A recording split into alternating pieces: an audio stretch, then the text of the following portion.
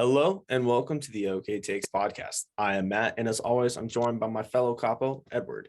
As of 8:47 p.m. West Coast time, I think we just had the greatest Sunday of the year so far. I'll say it. This was completely electric. It was very dumb. This was a week that made everything that we thought we knew become completely irrelevant, and it shouldn't be irrelevant, but that's where we are. And what a perfect Sunday night game to cap it off with the Rams getting kind of shellacked by the Titans. For all that, we just have to go through and recap some of the wild shit we saw today. We have the Bills lost to the Jaguars, Cowboys lost to the Broncos at home, and talking about an ass whooping of a lifetime. We saw the Rams lose to the Titans, and then let's start there with the Josh Allen Spider-Man meme. I was going to say, we had a game where Josh Allen sacked Josh Allen intercepted Josh Allen recovered a fumble that was fumbled by Josh Allen. Like, it was just, that was like wild. Because we were lucky to get a tackle. I think that's what we were all heading, or that's what we were all hoping for was, look, hopefully we could get one thing where we see Josh Allen blank by Josh Allen, like in the play-by-play, like, oh, that'll be funny. That was kind of nifty. But then first we got the sack, and it's like, okay, well, what are the other things that could happen? And literally the entire bingo card for the Josh Allen was filled out. Oh yeah, it was perfect. It was exactly what we needed. I don't know really what to think, especially, I mean, that's such a good game to show how dumb today was. There was no reason why the Bills should have lost to the Jags. So for everyone thinking that this is the Sunday where everything you thought was permanent, now it's all thrown out the window. No, the Jags are not a good team. No, the Bills are not a bad team. Josh Allen will still be top 5 in the MVP race come the end of the year. Yeah. I mean, it's just one of those throwaway games, which, I mean, we're going to get to another throwaway game but yeah, you're right. Josh Allen is not a 52.7 rating quarterback, 26 QBR, 2 picks, no touchdown. We all know he's better than that. Yeah, like I believe that the Bills didn't score any touchdowns today. I think it was all field goals. No, yeah, it was a 9-6 final score with 2 field goals for the Bills. Yeah, that's not going to happen again, especially against the Jags. I don't know what to think of this game, because there was also a point where the Jags kicker, Matthew Wright, missed 3 consecutive field goals in the same drive, or literally on the same attempt, missed 3 consecutive field goals. How? I don't know. This is what makes football fun, is that you literally have no idea what's going to happen. Yeah, I mean, it was just a big dumb Sunday, man. It was awesome. Yes. And so I'll be honest, I didn't have any bets for the Sunday night game. I will say I was cheering on one man, Adrian Peterson. Oh, I thought you were gonna say Darrell Henderson. No, I mean, do you want to air the grievance real quick? No, it's just fantasy football, lost by 1 point because Sean McVay just forgot Darrell Henderson was on the team. That's all I'll say. We can move on. Cool. Shout out Adrian Peterson. And this morning, as I started doing lately for the leading up to the Sunday night game, breakfast burrito before. So eating breakfast burrito, kind of running through articles and stuff, getting my brain ready for the slate, and come across one about Adrian Peterson. This man was offered a couple $100,000 to appear on Dancing with the Stars and turned it down. Wow, that's like a Godfather offer. I don't know how I don't know. I think this is a very refusable offer. You think so? I think it's pretty refusable. There's a lot of shame that comes with being on Dancing with the Stars. Hey, did you see Iman Shumpert's killing it on Dancing with the Stars? Look, the athletes are always killing it. I think AB was on it a year. Emmitt Smith, Apollo Ono. Yeah. It's no shame. No shame. There's no shame but it's for the guys who are very close to retiring and maybe you're not retired, like AP. Whereas unless you're a star like Antonio Brown, then yeah, there should be a little bit of shame. I don't know. Let's not pretend like Adrian Peterson doesn't have 1 foot out the door. Like, he's only on the Titans because they lost Derrick Henry. Hey, He's still on a team. He's more employed than Cam Newton. That's who the Saints should employ, first of all. But, you know, I guess you're right. He's still on a team, and you know what? He scored a touchdown tonight, which was awesome to see. I feel like we haven't seen him do anything like that in a long time. Now, he also got a attempt on, like, I think maybe it was third and goal from, or it was first and goal from maybe the 4 or 5 in the first half. And the Titans ran a wildcat play with him. Why would you run a wildcat with AP with no fullback in front of him, no help? You're just saying, yeah, we think you are still the man that could score, that could put up 2,000 yards in a single season off a torn ACL. So yeah, we don't need anybody in front of you leading the way. You could just run behind the center's ass. Yeah, I don't think it's going to work. And another sidebar about the wildcat: why put a quarterback out there if he's not going to do anything? Yeah, I don't know. I've never been a fan of a wildcat. It's just hilarious is that every single year we see it, and we saw it multiple times today, where I remember Sam Darnold was involved in a play where he's in the wildcat and you just sit there and you just make like a statue. Yeah. It's the easy. I bet it's a quarterback's favorite play. I don't even think so, because I'm a quarterback. I'd rather be throwing a touchdown. Yeah, but they probably like the rest, especially if you're a guy like Darnold. That's true. Well, I mean, it is part of mono is that you are short of breath. Exactly. But yeah, I mean, Titans, great game, but I don't even want to say it was a great game because Matt Stafford threw away 14 points. Yeah. I mean, look, like I said with Josh Allen, this was a throwaway game, I think, for Matt Stafford. I think we can let this one slide. No? Oh, we could definitely let this one slide, but you're not going to get away without having us make fun of your wild interception. And maybe the Titans just give off crazy interception energy, because we saw similar stupid shit happen to Carson Wentz last week.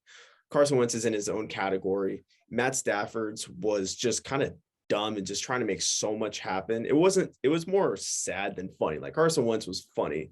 Matt Stafford's was sad because he got spun around and just threw it to the only place within the next like 15 like square yards where there was a player. Yeah, I mean, Matt, yeah, that was just kind of just a dumb play, just trying to do too much, kind of being like Mahomes is right now, just trying to do too much. He needed to just settle down and, you know, not do what he did. He was spinning and spinning and spinning. And the fact that that's the part I can't get over, is that the linebacker who picked it off didn't have to go anywhere. He just stood. I mean, you literally could have put a tree there and he would have threw a pick to the tree. Yeah, the Stanford Cardinal would have picked it off. If the Stanford Cardinal was paralyzed. Even in a wheelchair, he's got it. Even a wheelchair, and he doesn't have the motor cognition to use the wheelchair. It just lands in his lap. It would literally just land in his lap. Now, I mean, it's just how it was. Like, you couldn't, any object you could think of that doesn't move, like the chair or the tripod in front of me, then yeah, like you could have just thrown a pick to them. Yeah, absolutely. Just dumb throw. But I mean, it was just kind of sad, because you're like, this was a team that, personally, okay, I had them go into the Super Bowl. Like, if I had to pick one team after last week that I thought would go to the Super Bowl, yeah, it would be the Rams. They've looked fantastic this year, and I thought they were just going to keep on running it. And look, I would still pick the Rams, I think, out of the NFC. I still do think they're the most well-rounded team. We didn't even get to see tonight. He was inactive. This was a game that set up to win, so it was kind of like a trap game, you know. Titans just lost Derrick Henry, so you think, well, now they're going to be a no factor going forward, and they proved that they're not just reliant. You know, they proved that they can win games no matter who's on the field. Yeah, I'm not bought. I'm sorry. Or excuse me, I'm not sold on them. I'm not sold. I'm still ready. I'm still waiting to buy in. I don't know. I have to say I'm bought in, because this was the type of win I've been looking for from the Titans. You know, they went on the road to the, you know, proclaimed football. They had just lost, you could argue, the best running back in the league due to injury. Oh, and they just easy. grinded it out, man. The defense clamped.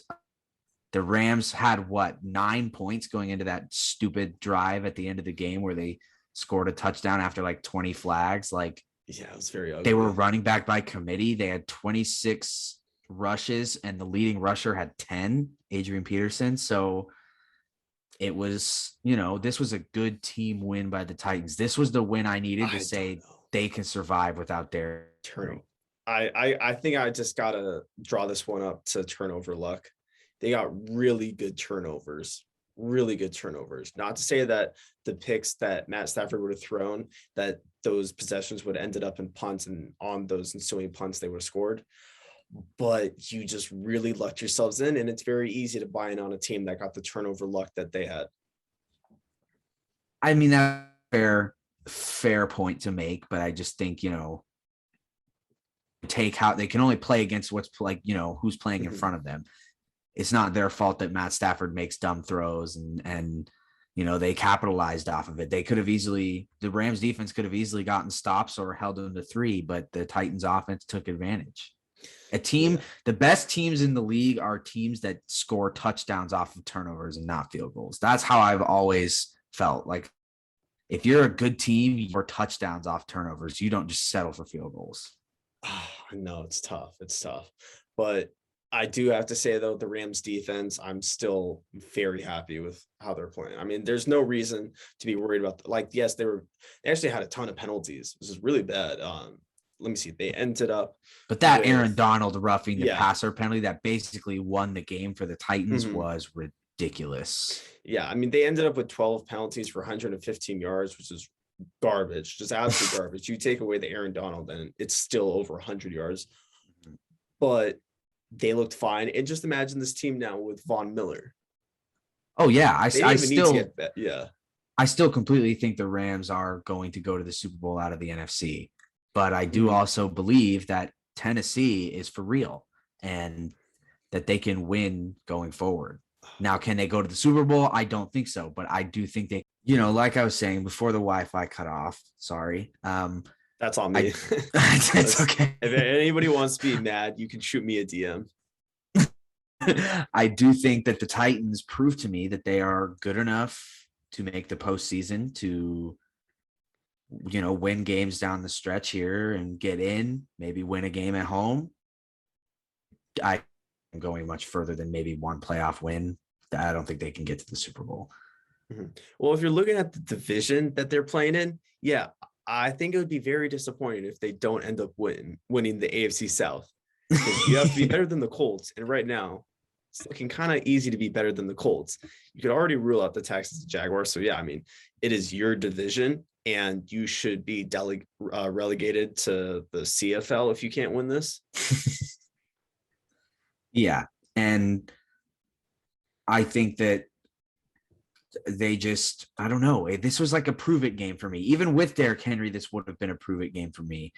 And they proved it. And the fact that they proved it without Henry means even more because, they play the Saints next week, which will be tough, but then they play Houston, New England, bye week, Jacksonville, Miami 2 weeks, Houston again in a few weeks. It's like they're a year with 10 or 11 wins. Mm-hmm. Yeah, I mean, we both are eye to eye on. I just think are they good enough to make the playoffs? Yes, I just don't think they're for real enough to win in the playoffs. You might be all right about that. I just think that they can maybe win one game at home. Tough. It'll be tough. It'll be tough. I just don't see it. I really don't. Yeah. Well, all right. Only time will tell. True. That I will be right. Yeah. All right. So that was the Sunday night game between the Rams and Titans. So we did a little something different. We recorded the afternoon and morning slate before Sunday Night Football. So here it is. Boom. All right. So now we are on to the Bengals and Browns. And this game pretty much got decided right away with the pick six. Yeah. The minute Joe Burrow turned into Wesley Johnson getting crossed by James Harden on the Denzel Ward pick, I knew from there, I was like, oh, goodbye Bengals -2.5. Mm-hmm. Yes, we both took that L in United Arms. Yeah, it was bad. Yeah, no, I mean, it was hilarious. I have to be honest. I was laughing very hard because it looked like Joe Burrow. He didn't even get his ankles broken. He got hit by a 300-mile-an-hour gust of wind. Yeah, I mean, I can't even like think of a time where a QB in the run of play where he just threw a pick has to chase down a DB has made a play, like has made a tackle. Like I can't even bring up one time. Mhm. No, I mean, it's very few and far between. And now this is a question we have is why is the last line of defense so defenseless? Exactly. You know, your last line of defense is supposed to be your best line of defense. So, you know, maybe some QBs need to put in some reps with the defense during practice. I don't know. Mhm. And from this kind of spawned my idea of a new Pro Bowl competition. So I have to add this to my All-Star Weekend competition for the NBA, where in the NBA, you need to have a who's the hardest screener competition.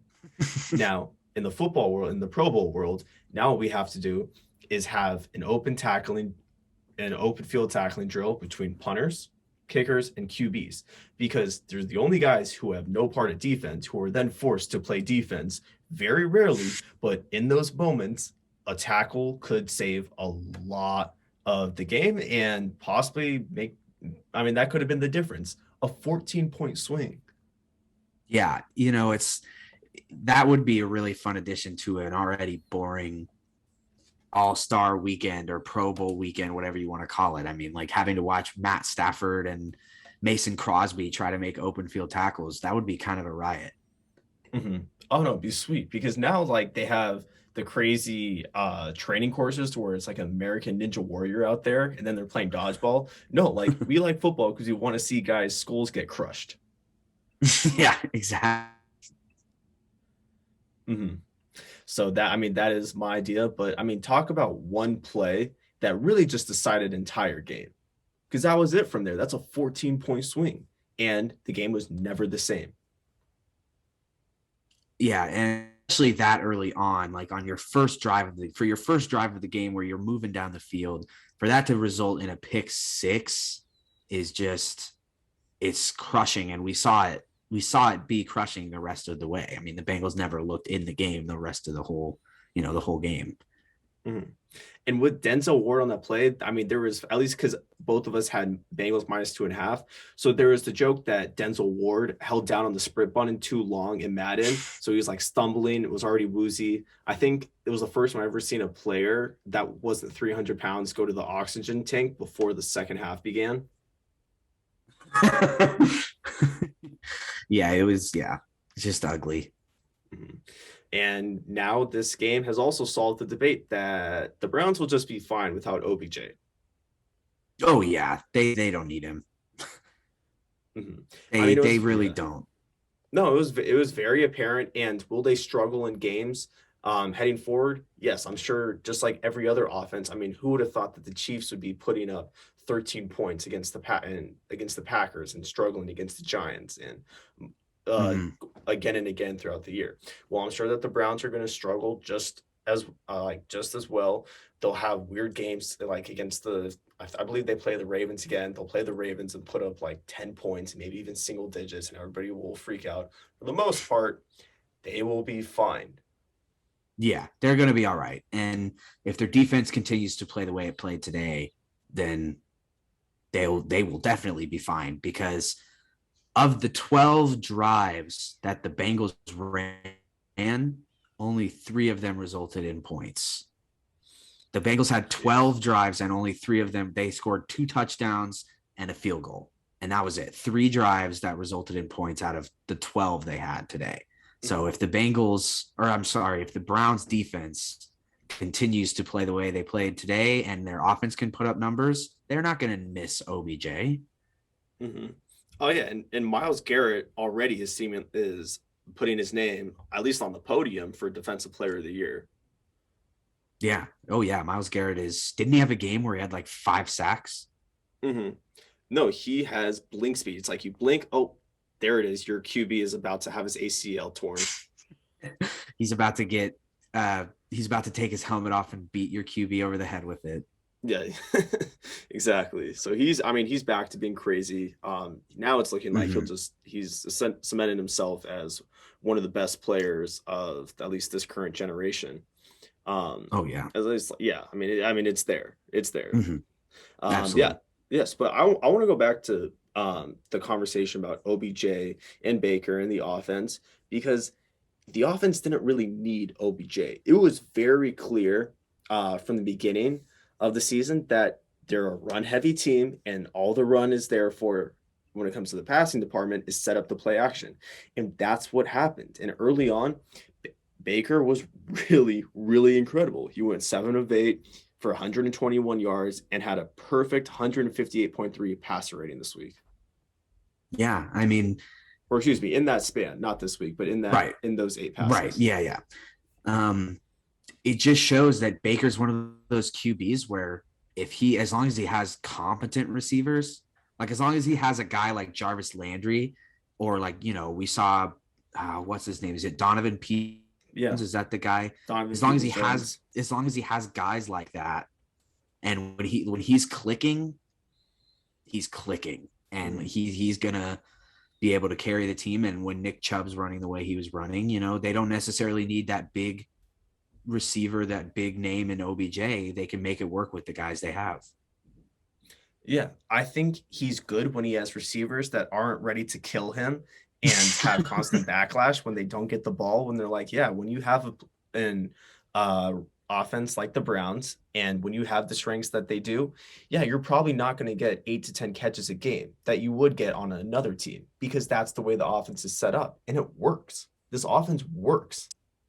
Yeah, and like we saw at OU, Baker Mayfield is a playmaker. He's not going to just force it to one receiver every time, which is what it seemed like OBJ wanted. He's Mhm. he's a guy that's going to make the decisions that, while it might not seem like the right one because it's not going to the big name, he's going to make the right decision and make the right play. We saw that all throughout his time at OU, and we saw it today. And we've seen it even when they had OBJ. He knew to make the right throws to the right people. Mhm. And going back to Chubb as well, he had over 100 yards on the day with 2 touchdowns. There was like one specific run that I wanted to key in on, and I believe it was his first touchdown, where it was on the 1 yard line, pretty much like inches away from the end zone. And you have the craziest bunch set in the world. It was like a mushroom cloud of orange. So much orange just in one little compartment on the field. And it was just a straight run down the gut and he got it in. And that's where you're at with the offense, where every single person in the stadium, every single person who was watching knew exactly what was going to happen. Nick Chubb was going to run right through you. That's it. Yep, you And just know it. they executed that perfectly to show you that, hey, this run game will get us to the playoffs.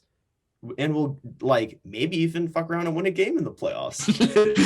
You Yeah, and know? especially if they get Kareem Hunt back, that just creates a whole nother level for the run game and just the offense in general. Exactly. As soon as you start to forget about some of your playmakers who are hurt, like for just fans like us, we're like, oh my God, wait, yeah, I completely forgot that Kareem Hunt was hurt. Then you're doing something right. Yeah, absolutely. And last topic for Browns Bengals, because it's all revolving around OBJ. Like the game really wasn't that exciting. After the first half, Red Zone forgot about it. But Yeah. the storylines around it are hilarious because the free Odell shirts are insane. Like Justin Jefferson was wearing one. So according to my sources, anybody who has any team who has any player that's somewhat of a star affiliated with LSU, yeah, OBJ is probably going to go there. Yeah, I was thinking like, why are they wearing free Odell shirts when they literally, like, 2 days ago? Like, didn't you are like, why, like, like, you know what I mean? Like, Yeah. I thought about that today. I saw the shirts and I was like, or did they not cut him like 2 days ago? Mhm. No, it's very apparent that he is on waivers. He is not locked up. He is not being held a prisoner and getting like 300 calories a day. They're just dropping one baked potato. Yeah, I was like, dude, what are we doing here? He literally he's on waivers now. He's free. Like, he Yeah. can, if he does, as long as he clears waivers, he can sign wherever he wants. That's like the definition of being free. Yeah, no, Trill Withers had the best take, and he said, like, God damn it, they were gonna wear those shirts no matter what. Yeah. Yeah, that's funny. Yeah. And just sorry, last thing on this. I know we've been kind of running long with Browns Bengals, but OBJ said he wanted to be in a winning environment, and now the Browns are 5-4. So you just left a winning environment. Exactly. Yeah. I heard there was rumblings with the Saints, but it doesn't look like that's going to be a winning environment going forward. Okay, which is funny enough. I literally have Falcons Saints up next. Okay, good set. Great. I knew. Yeah. See, I knew. Yeah. Yeah, I mean, as resident Saints fan of the podcast, floor is yours. I mean, look, it's a disappointing way to lose a game, but we didn't deserve to win. Like we tried to. This is what happens when you try to make a late comeback when you were down 23-6 in the fourth quarter. Like you can't expect like to just score and be like, oh, we deserve to win. So when they made that field goal, obviously I was upset. I told you I'm sick to my stomach or whatever. But really, I was like, you know what? Did we deserve to win? No. Did I love the fight from the team and the defense later on to get a stop? Yeah, I did. And look, I just think that also, I don't know why we didn't make a move for a quarterback. Not that Simeon was bad, but he just isn't the guy. I just don't think he's the guy. Now, do you think because after the game, I wanted to hear your opinion on these quotes. So Sean Payton said, we put ourselves behind the 8 ball. Do you think that also, because he's obviously talking about what just happened in the game, and we'll get into all the mistakes, but not going after a quarterback, do you think that is an example of being behind the 8 ball? Oh, yeah. I think, and there was a report that I don't know if you saw this, there was a report that came out that they inquired about Teddy Bridgewater coming back. Mm-hmm. They tried to trade for Teddy B, which would have been cool. But yeah, I definitely think that put them behind the 8 ball. And now they're have to rock with either Simeon or Taysom Hill for the rest of the season. And what looked like maybe they can get the wild card. They've got a difficult stretch coming up. I don't know. I definitely think that definitely relates to not just the game, but to not trading for a quarterback. Yeah. So let's do some big dives into Trevor Siemian. What's like the overall grade? All right. And we can even do pluses and minuses. So what is the grade for Trevor Siemian today? Okay. He threw for 249 yards, 2 touchdowns, no picks, which I love that. No picks, 94.5 rating. But and there were a lot of drops, so I can cut him some slack there. I'm going to give him a B, a flat B.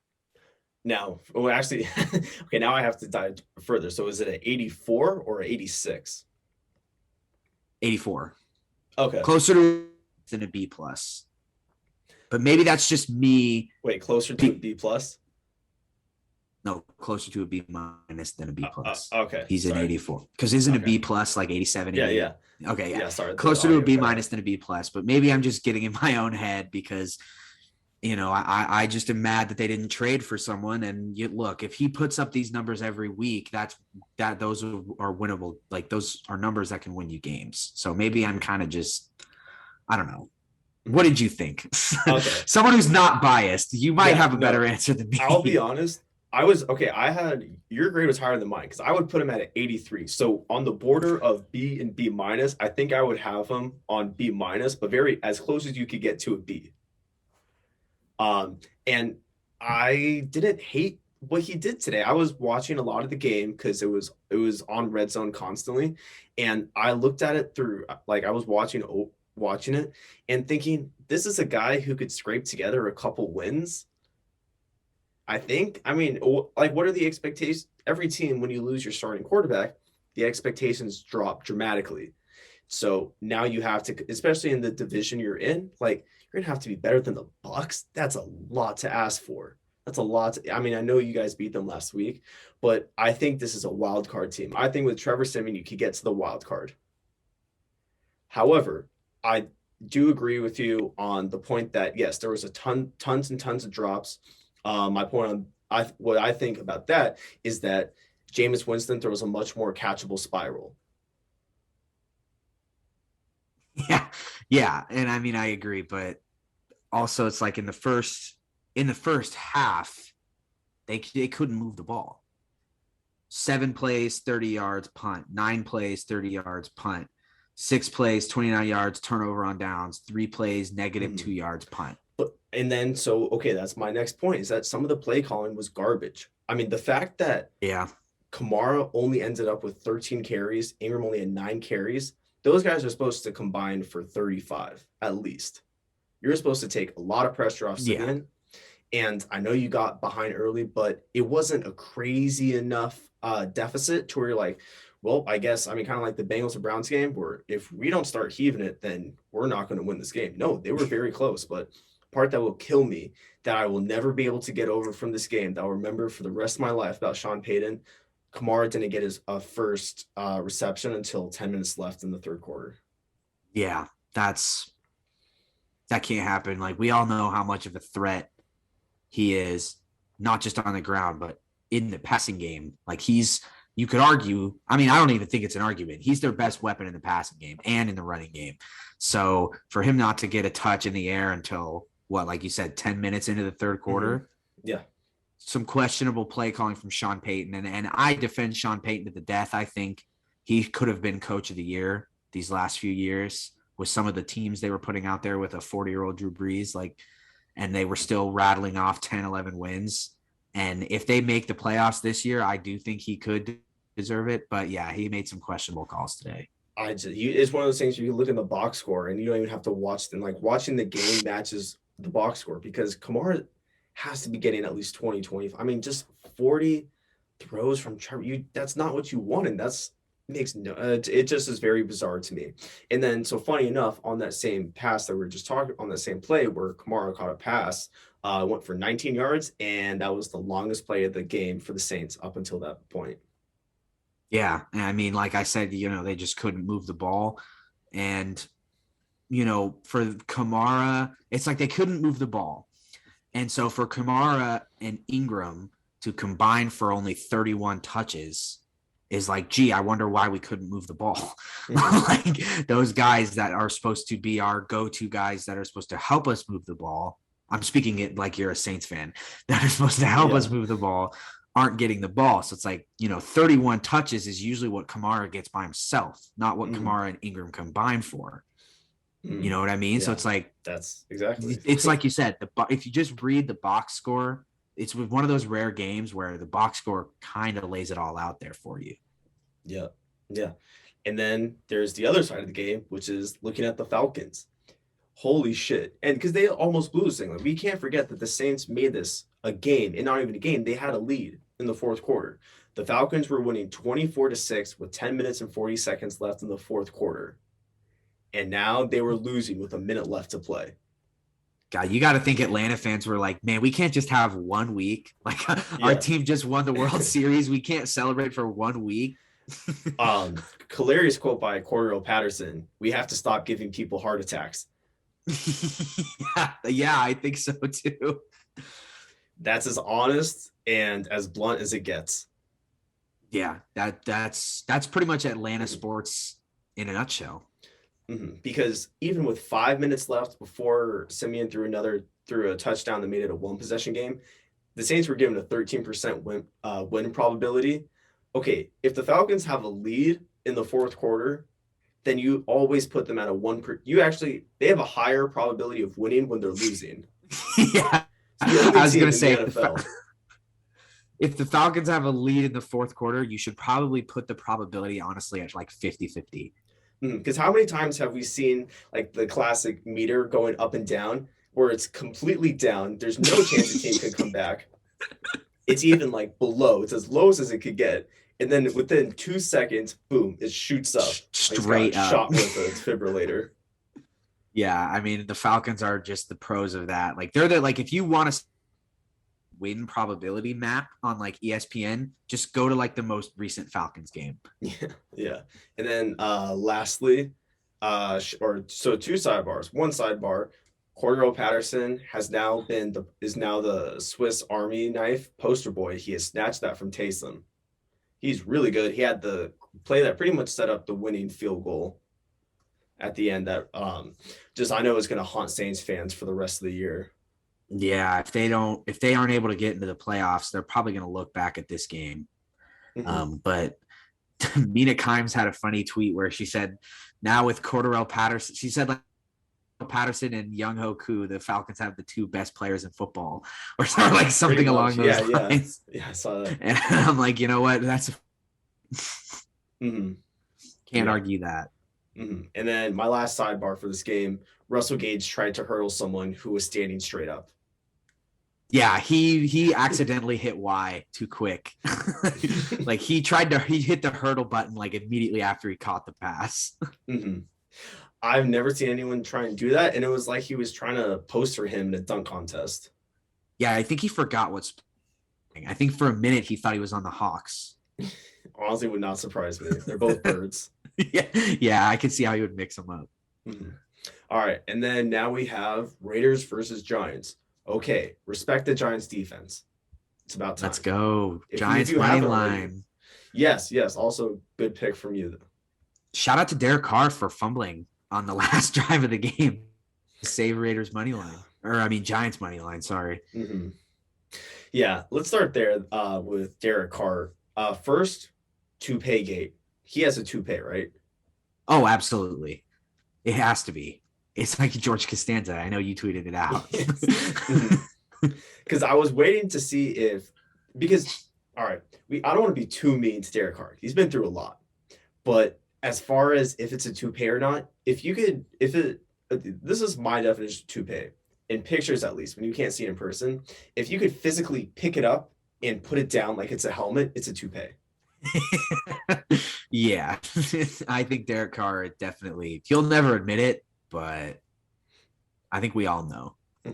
Because I think the only person who he asked was, does this look like a toupee, was Mark Davis. And I don't think Mark Davis should be giving anybody hair advice. No. That's the last person you go to. Because that's somebody who also has a helmet head. Yeah, hey, if that's the type of look he wants to go for, sure, go to him. But if Derek Carr wants to look like respectable, don't go to him. Oh my God, I'm looking at a picture right now. I've never seen somebody's hair extend over their ear, but in such a straight way. Like there's a direct line. It's like a celery, literally a celery stick, just going from his neck to pretty much right above his eyebrow. Yeah, it's kind of an all-time bad hair. Mm-hmm. But yeah, he had 3. But actually, back to the actual gameplay, he had 3 very costly turnovers, like the one you just mentioned, and that was going to be the difference in the game because the Giants' offense wasn't going to do much. I will say though, I didn't think he was garbage. Carr? Yeah. No, I don't think so. But and to be moving down, this is kind of like the Bengals, just at the complete opposite end of the game. To be moving down the field, they got to the Giants 13. To be moving down the field that late in the game on the line, to fumble there is just brutal. Brutal. I did have hope that he was going to finish it. I really did have the belief, and that's where he's at. So that's a good sign, is if you make me believe that you're going to win, then technically you're not a loser. Yeah. And look, I know I said Giants money line. I'm not going to lie to you. After everything the Raiders have been through, not just this season, but literally that really cool win. That would have been a really cool win. Because heading into this game, personally, I was thinking, well, sometimes artists make their best music during the worst times of their life. And when the weekend. Yeah. Actually, he can still make bangers even when he's happy. Oh, well, yeah. But it's like when some artists are struggling and they can only afford Hot Pockets and ramen noodles and they're pretty much sleeping in and out of homeless shelters. That's when they're making their best music. And then as soon as they get happy and they have money, then that's it. It's like how some artists only know how to make good music when they're about to OT on heroin. Yeah. It would have been, it's like we saw right after the John Gruden situation, they came out and they won. They looked really good and they won, and they didn't let it get to them. And I'm not saying they let Henry Ruggs get to them today, because they were in that game. They had a chance to win. I don't know if they ever had a lead. They did have a lead. They were up 10-7, 13. So they were leading, controlling in the game, and just unfortunate turnovers cost them. But yeah, you got to think like they had a chance. They were playing really well, even despite, like you said, despite the heartbreak, they put out music. Yeah, so I would say both teams won on this occasion, because the Giants had a game plan without a huge threat on them. I mean, they had to, just football speaking, like, I'm not taking anything away from what happened, but yeah, they were missing their deep threat, and I felt like they kind of won this game as well for the circumstances they were dealt. Yeah, I think that this could be considered a win. Yeah, to be competitive in this game was win enough for them. And they're still they're second place in the AFC West. Boy, every team has 5 wins in the AFC West. That's wild. But like, I look at it from the Giants' perspective, all of a sudden they're 3-6. They get healthy. If they can go on a run, that last wild card spot in the NFC is wide open. The Giants don't know how to run. They know how to tumble and fall. That's true, because Daniel Jones, when he had that break, remember last year he had that run away and he fell. This last, and you know how I know that they're going to stumble and fall on their face, is the Giants have 12 special teams penalties this season, the most in the league. Now, Joe Judge, what was his whole brand before coming to the Giants? Special teams guy. So it's right there. Yeah.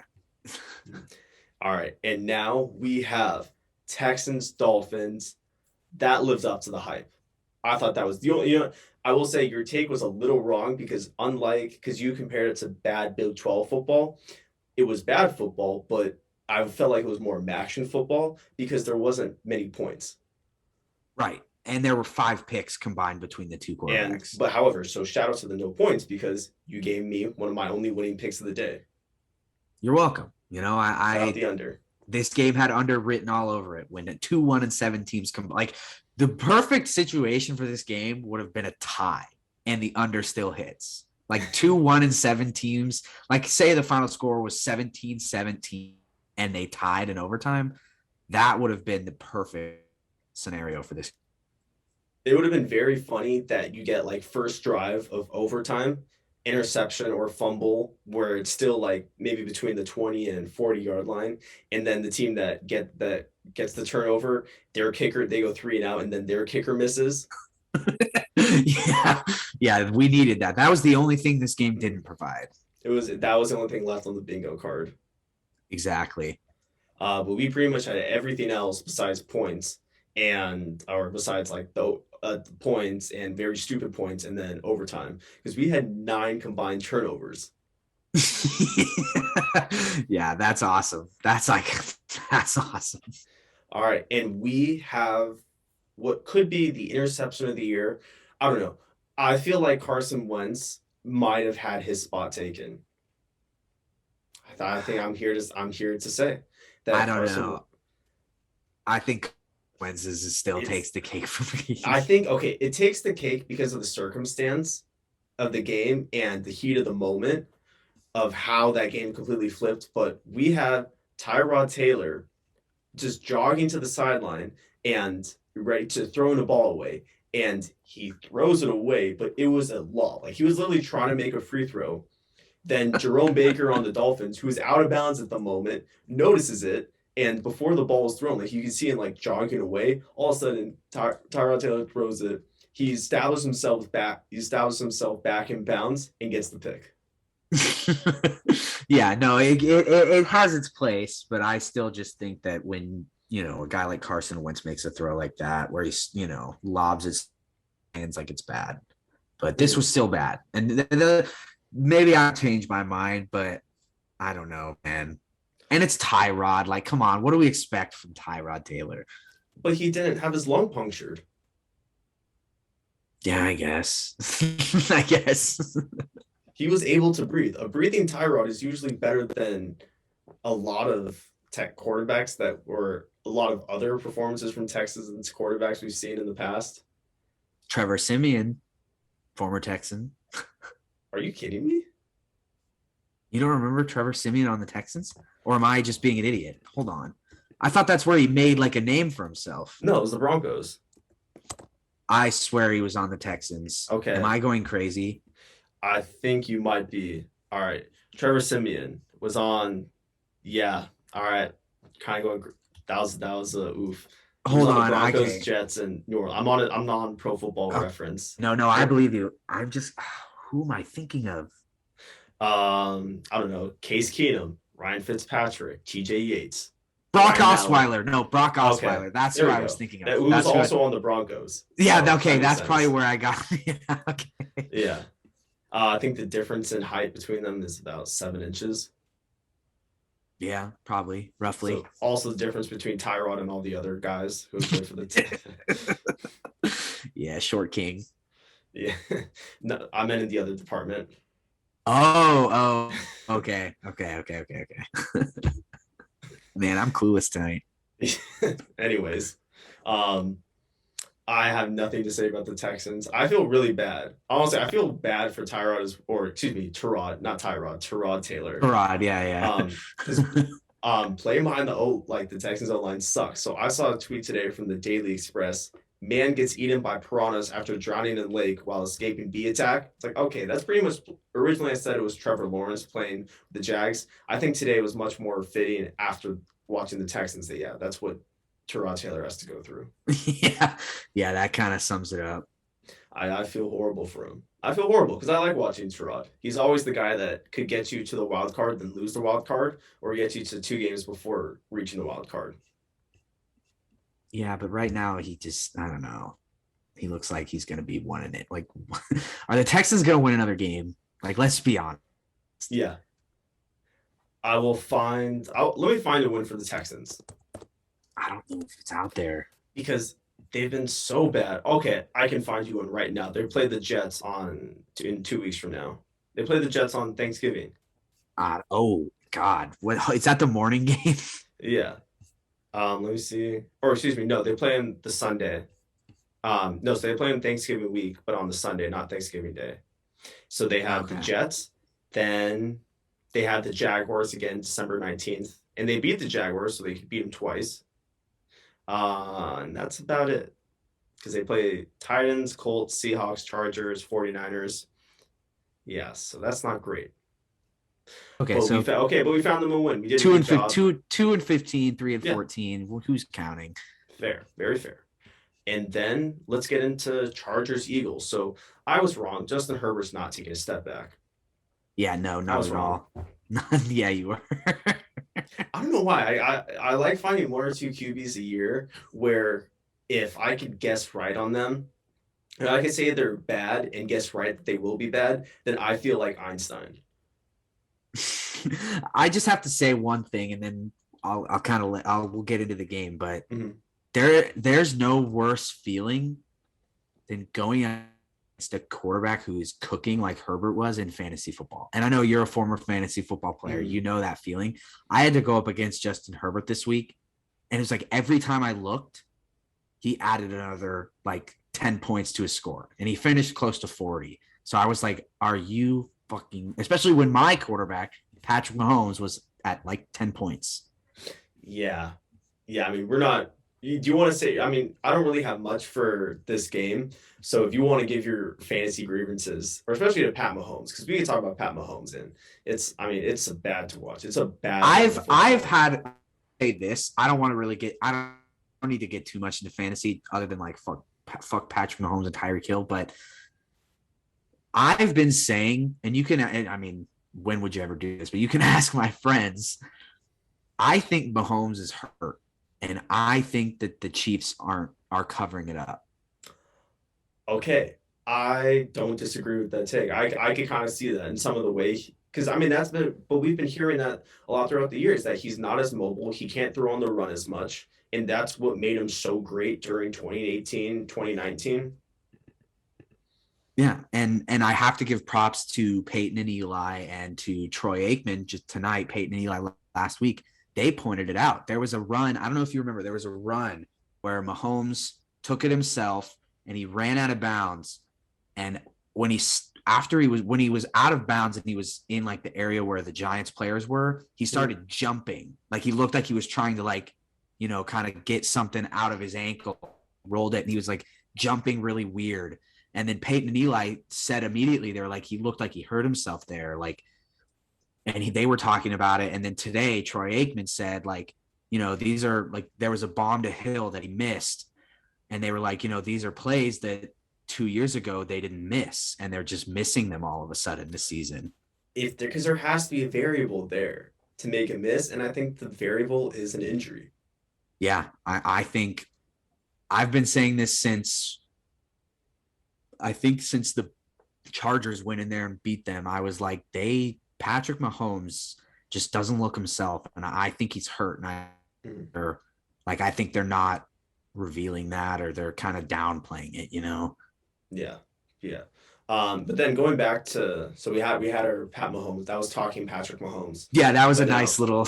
Yeah. But then, because it's relevant because of the same division. It looks like the Chargers are probably going to run away with it. They might, yeah. But, because this game could have been a lot worse because they turned it over on downs. Their first possession, it was 15 plays, 98 yards for 7 minutes.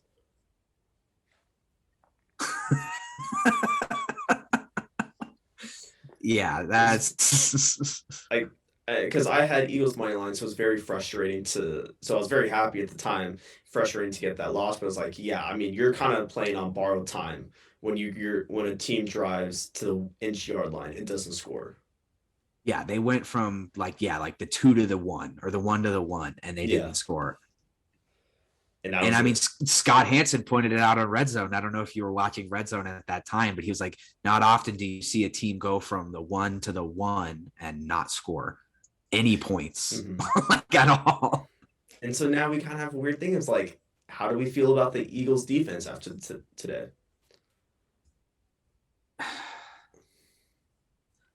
I don't know, because this was a shootout. So it's kind of hard to judge a defense off of a shootout, because when both offenses are clicking, it's like, I don't know, this game doesn't say much about a defense as it does about an offense. This is one of those games, I think.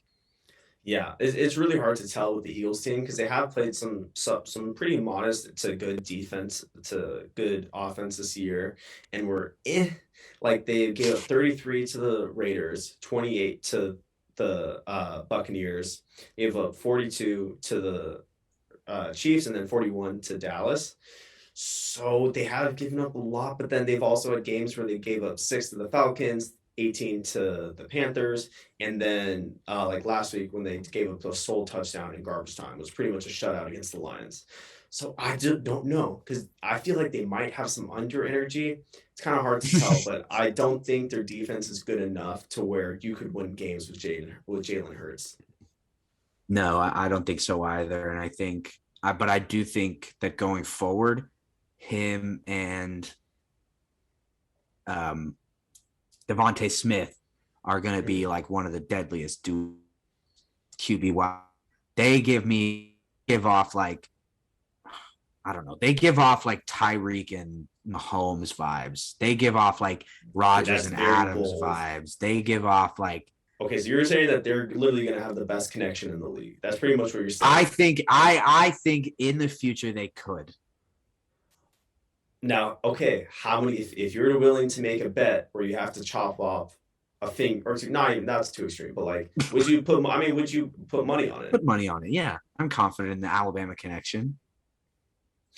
Yeah, and that's what they'll be called. They'll be called like the Alabama connection or something. There'll be shirts made out of it. It'll be like, I don't know. I get vibes from them that they're going to be a really good duo going forward. Mm-hmm. I hope so. I just don't know if Jalen is going to be around long enough to keep it going. I don't know what like in Philly or like I mean, I just don't especially in Philly, because I mean that's what conversation is between the connection between them. As far as Jalen goes in Philly, he's doing really. I don't even know if he's doing really well. It's like he's good enough to keep them in games, but at some point he's got to start racking in some wins. And you can't. Phillies are kind of the Phillies. Philly is kind of an anomaly where like they've shown flash Oh, all right. Connection issues. Sorry about that. But what I was trying to say was, the Eagles they've shown flashes of being really good this year, and they've shown flashes of being really bad. Like I said, usually the NFC East is bad, but this year the Dallas is going to run away. So they kind of picked a bad year to be a team like that. And so I guess we've gone from I think we could say that's the NFC beast. Oh yeah, absolutely. We've gone from the least to the beast. And there's actually there's no middle ground. It's literally either the best team is below 500, or a team is above 5. Well, actually now you can, or top, or being even dead set at 500. So I think that even if a team is one game above, even if a team goes 9-8, they should still be considered the beast. And I mean, last year, didn't Washington go like 7-9 and win the division? Yeah, exactly. That's what I'm saying. Like, all you have to do is be one game over 500, and to me, you're the beast. Yeah, absolutely. Yeah. All right. So there's final thoughts on Philly. Apologies for the Wi-Fi crapping out. I think all the illegal streams for Red Zone and all the other basketball, football, and baseball games is finally catching up with me. Yeah, they might be knocking on your door anytime soon. Yeah. Okay. All right. Besides that, thank you guys so much for tuning in to this week's episode of OK Takes, a little NFL Sunday wrap up. If you would like to follow myself on Instagram and Twitter, you can find me at Matt120. If you'd like to follow Edward on Instagram and Twitter, you can find him at Edward_Bento. But if you have no care in the world for anything you have to say, make sure to follow OK Takes. You can find us on Instagram, Twitter, and TikTok at OK Takes Pod. That is OKAY Takes Pod. OKAY Takes Pod. It takes 2 seconds and will help us tremendously. Thank you guys so much for tuning in, and have a wonderful day.